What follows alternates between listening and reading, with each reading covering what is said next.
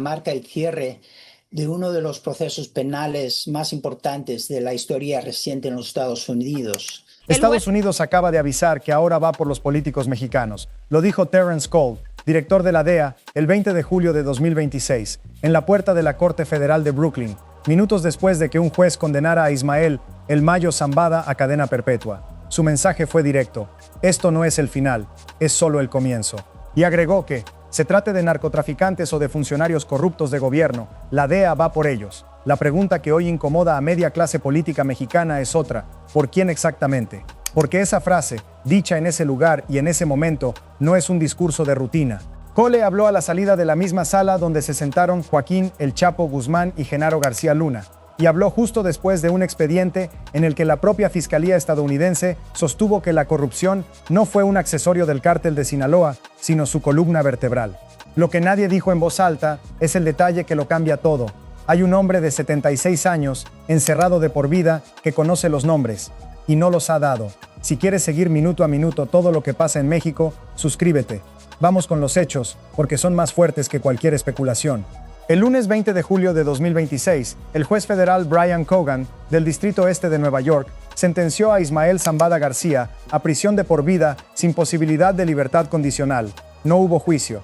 Zambada se declaró culpable el 25 de agosto de 2025 de 2 de los 24 cargos que enfrentaba: dirigir una empresa criminal continua y delincuencia organizada. Con ese acuerdo, la Fiscalía retiró la posibilidad de pedir la pena de muerte. El juez ordenó además el decomiso de $15,000 millones, la cifra exacta que había pedido el Departamento de Justicia como cálculo de las ganancias del cártel. Familias estadounidenses víctimas de la violencia, entre ellas los Levarón, pidieron a la Corte recibir parte de esa suma. México también mira ese dinero. El 21 de julio de 2026, la presidenta Claudia Sheinbaum señaló que la Fiscalía General de la República analizará si reclama una porción. Pero el dinero no es lo más explosivo del expediente. Lo más explosivo está en la confesión. Al declararse culpable, Zambada admitió ante la Corte que su organización promovió la corrupción en México, pagando a policías, a comandantes militares y a políticos que le permitieron operar con libertad. Reconoció haber enviado alrededor de 1.500 toneladas de cocaína a Estados Unidos, además de heroína y marihuana, y haber ordenado asesinatos contra rivales. Todo eso quedó asentado bajo juramento, sin margen de interpretación. Ahora fíjense en lo que falta en esa confesión: ni un solo nombre. Zambada describió el sistema, pero no identificó a una sola persona. Habló de policías, de militares, de políticos, siempre en abstracto. Su defensa reafirmó que no iba a señalar a nadie. Y cuando se conoció el contenido del acuerdo, a finales de agosto de 2025, trascendió que el documento no incluye cláusulas de cooperación con las autoridades estadounidenses. Ojo con este matiz, porque ahí se juega todo. El acuerdo no lo obliga a colaborar, pero tampoco se lo prohíbe. La puerta quedó entreabierta. Gracias por seguir aquí, porque lo que viene ahora es lo que explica el nerviosismo en Palacio Nacional. Tras la sentencia, varios medios reportaron que Zambada, ya recluido en una prisión federal y con atención médica por su estado de salud, podría reunirse con fiscales federales para aportar información sobre la operación de los cárteles y sobre las redes de corrupción que los protegieron durante décadas. Hay que decirlo con claridad, eso no está confirmado oficialmente. Ni el Departamento de Justicia ni la DEA han anunciado colaboración alguna. Son versiones periodísticas atribuidas a fuentes, no un hecho probado. Pero basta con que exista la posibilidad para que la advertencia de Cole deje de sonar a retórica. Porque Estados Unidos ya demostró una vez que puede hacerlo. En ese mismo tribunal de Brooklyn, ante ese mismo juez, fue procesado Genaro García Luna, el hombre que dirigió la seguridad pública de México durante el sexenio de Felipe Calderón. Un jurado lo declaró culpable en febrero de 2023 de aceptar sobornos millonarios del cártel de Sinaloa, y en octubre de 2024 fue sentenciado a más de 38 años de prisión.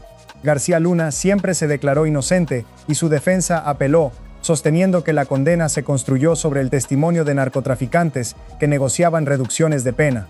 Ese recurso forma parte del caso, pero el precedente quedó.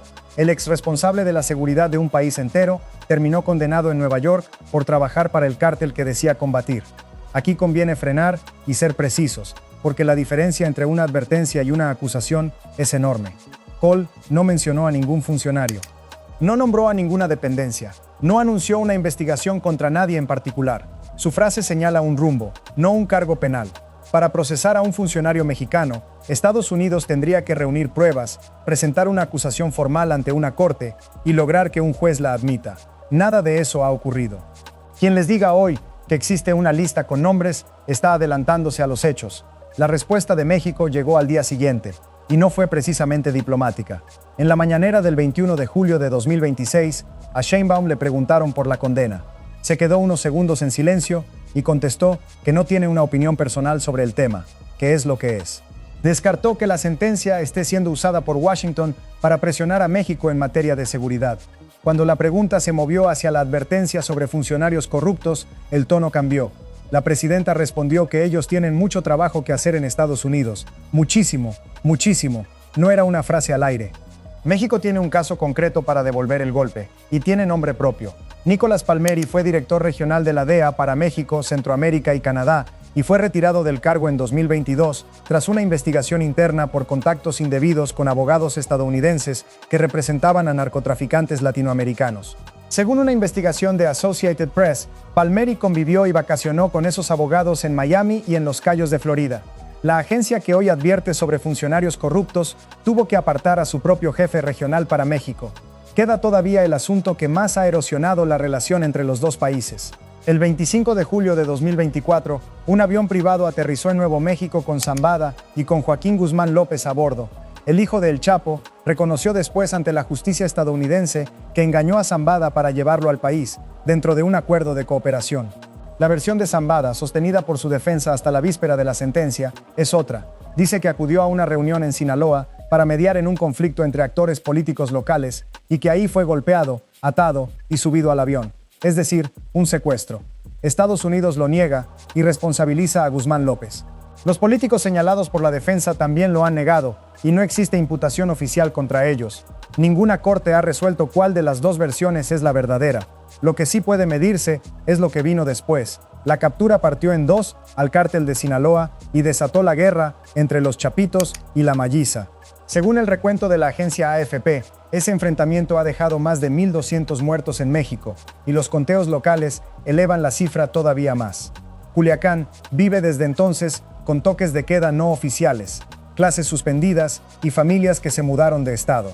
Ese es el precio que pagó una comunidad por una operación que en Brooklyn se presenta como victoria. La captura del hombre que sostenía el equilibrio no trajo paz, trajo la guerra que ese equilibrio contenía. Ahora sumen las piezas. Un capo que confesó haber comprado a policías, militares y políticos, pero no dio un solo nombre. Un acuerdo que no lo obliga a hablar ni se lo impide. Una agencia que anuncia que la siguiente fase apunta a los funcionarios. Y un precedente que demuestra que no es una amenaza vacía. Y aquí está la respuesta que prometimos al principio. Estados Unidos no anunció una investigación contra ningún político mexicano, porque no la anunció. Anunció algo más eficaz, la incertidumbre. Cole no necesitaba dar nombres para que su frase hiciera efecto.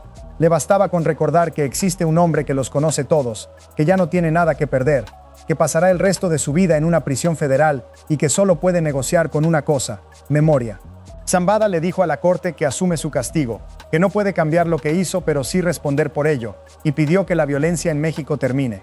Lo leyó en español, de una carta, frente al juez que lo condenó a morir preso. Durante 5 décadas sobrevivió a todos sus socios porque entendió, antes que nadie, que en ese negocio el poder no está en las armas, sino en saber a quién se le paga.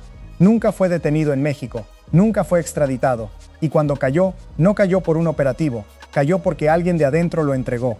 Su condena ya está firmada y no admite negociación. Su silencio, en cambio, todavía vale. El caso de El Mayo Zambada se cerró el 20 de julio de 2026. El otro caso, el que nadie ha abierto formalmente y del que solo existe una advertencia dicha en una acera de Brooklyn, depende de si el hombre que compró a medio sistema decide por primera vez en 57 años decir en voz alta a quién se lo compró.